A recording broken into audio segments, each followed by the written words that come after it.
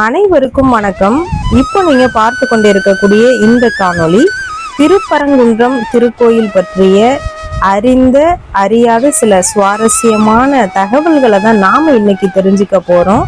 அதற்கு முன்னாடி வருகின்ற ஜூலை மாதம் 14ஆம் தேதி அன்று காலை 5 மணி முதல் 6:20 திரு குடமுழுக்கு விழா நடைபெற உள்ளது.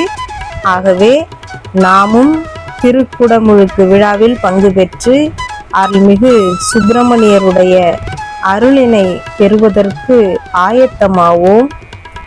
திருப்பரங்குன்றம் திருக்கோயிலை பற்றி நாம கேள்விப்பட்டிருப்போம். இந்த ஊர் எங்க இருக்கு அப்படின்னு பாத்தீங்கன்னா மதுரைக்கு அருகாமையில தான் இந்த ஊர் அமைந்திருக்கு. முருகனுக்காக எழுப்பப்பட்ட இந்த ஆலயமானது எழுந்துள்ள அந்த மலை 1048 அடி உயரமுடையது. அதாவது 319 மீட்டர் உயரத்தை உடையது. 2 மைல் சுற்றளவினை கொண்டதாக அமைந்துள்ளது. இது 6ஆம் நூற்றாண்டை சார்ந்ததாக உள்ளது. பாண்டிய மன்னன் பராந்தக நெடுஞ்சடையன் என்ற மன்னனுடைய படை தலைவனாக இருந்தவர் சாத்தன் கணபதி என்பவர். அவரால் சிவனுக்காக உருவாக்கப்பட்ட குகை கோயிலே இந்த கோயில் என்பது ஒரு வரலாற்று சிறப்புமிக்க செய்தியாகும். தமிழ் கடவுள் முருகப்பெருமானின் 6 படை வீடுகளுள் முதலாம் படை வீடாக இந்த தலம் விளங்குகின்றது.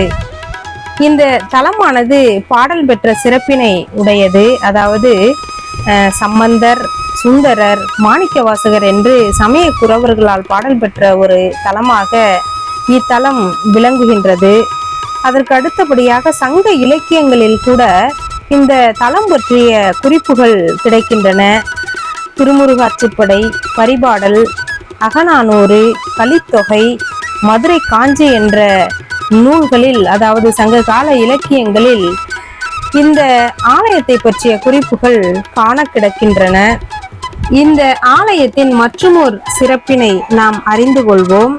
விநாயகர், சத்தியகிரீஸ்வரர், துர்க்கையம்மன், பவளக்கனிவாய் பெருமாள், ஸ்ரீ சுப்பிரமணியர் என்று 5 தெய்வங்களும் ஒரே இடத்தில் நமக்கு காட்சியளிப்பது ஒரு சிறப்பான விஷயமாகும். முருகப்பெருமான் திருச்செந்தூரில் சம்ஹாரத்தை முடித்துவிட்டு திருப்பரங்குன்றம் வந்து இந்திரனுடைய மகளான தெய்வானையை மணந்ததாக ஒரு புராண வரலாறு உண்டு. ஆகவே இந்த தலத்தில் அருள்மிகு சுப்பிரமணியர் தெய்வானை மணக்கோலத்தில் காட்சியளிப்பது ஒரு சிறப்பான விஷயமாகும்.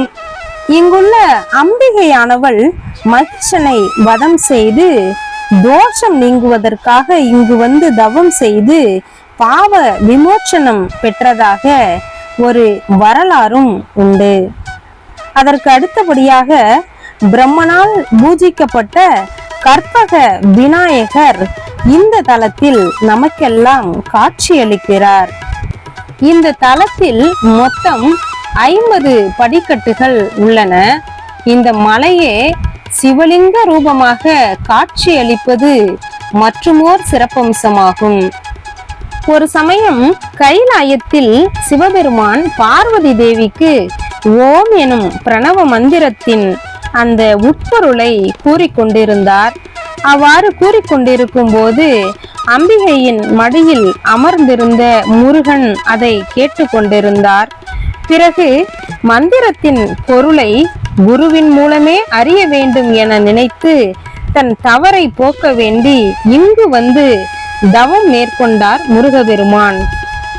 ஆகவே முருகப்பெருமான் தவம் மேற்கொண்ட ஒரு இடமாகவும் இந்த தலம் உள்ளது. முருகப்பெருமான் தவம் மேற்கொண்டதன் விளைவாக தவத்தை மெச்சிய சிவபெருமான் இவருக்கு தை மாதம் பூச நட்சத்திரம் அன்று காட்சியருளி உள்ளார். அதுவும் இத்தலத்தின் மற்றுமோர் சிறப்பம்சமாகும். திருமண தடை நீங்கி வளமான வாழ்வை பெறுவதற்கு இத்தல இறைவனை வணங்கி நலம் பல பெறுவோம். நன்றி, வணக்கம் நண்பர்களே.